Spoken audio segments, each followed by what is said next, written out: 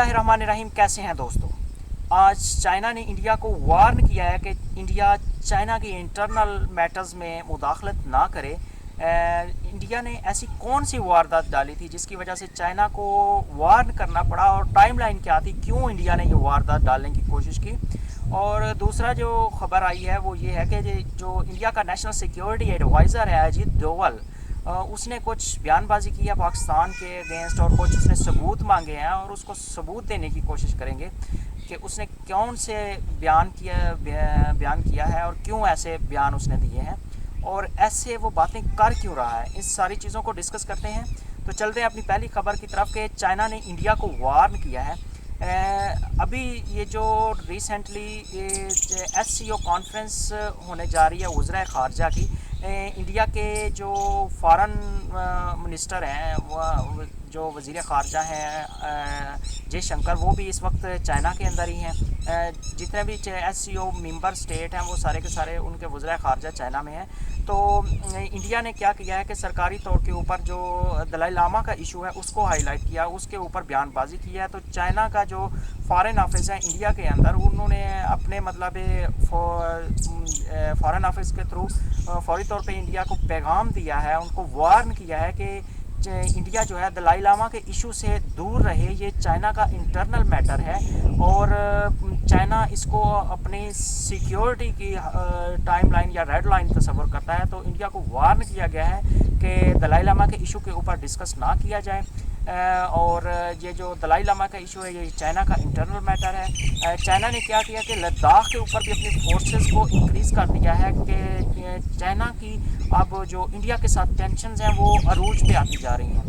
तो ये उस वक्त दलाई लामा का जो इशू है कि इंडिया ने उस वक्त इसको उठाया है जब SCO वज़ीर ख़ारजा की मीटिंग होने जा रही है चाइना में, और ये असल में इंडिया चाइना को पैगाम देना चाह रहा था, लेकिन चाइना ने आगे से वार्न कर दिया है कि इससे जो किसी दूसरे कंट्री की इंटरनल मैटर्स में इंटरफेयर करने से मामलात बिगड़ सकते हैं। चाइना ने इंडिया को वार्न कर दिया है कि ये चाइना का इंटरनल मैटर है दलाई लामा का इशू जो है, तो जिसकी वजह से इंडिया को बैक फुट पे होना पड़ा है और इंडिया के लिए ये एक वार्निंग थी।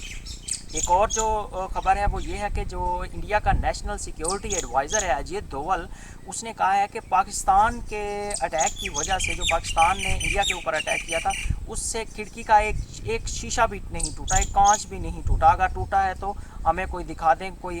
पिक्चर उसकी दिखा दें। अजीत डोवल को मैं यही कहना चाहता हूँ कि पाकिस्तान ने वाकई किसी खिड़की के कांच के तोड़ने के लिए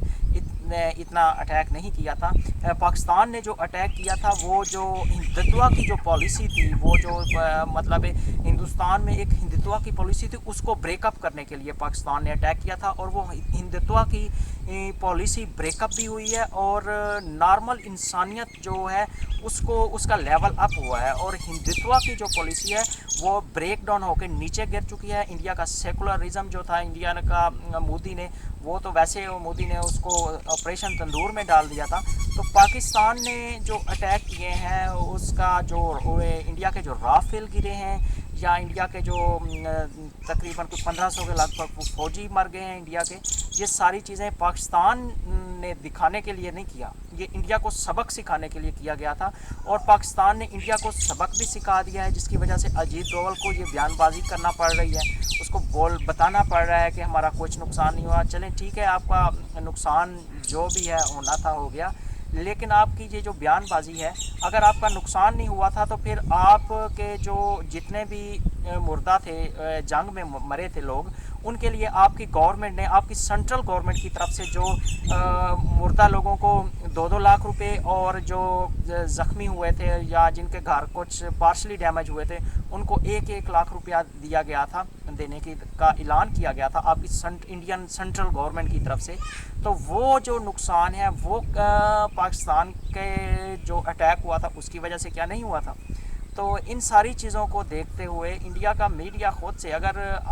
अजीत डोवल की आंखें अगर बंद हैं, अगर नहीं देख रही, تو اس کو چاہیے کہ اپنا سوشل میڈیا چیک کرے, اپنا مین اسٹریم میڈیا چیک کرے کہ اس کے اندر کیسے وہ کہہ رہے ہیں کہ اگر پاکستان کی طرف سے جو اٹیک کیا گیا ہے اس کا نقصان انڈیا کو نہیں ہوا, تو پھر جو ان کے گھر ٹوٹے ہیں ان کو جو سبسڈی سینٹرل گورنمنٹ کی طرف سے دی جا رہی ہے وہ کیوں دی جا رہی ہے, یہ کویشچن اب انڈین میڈیا اٹھا رہا ہے. تو اصل میں یہ جو انڈیا کی جو پالیسی ہے وہ یہ ہے کہ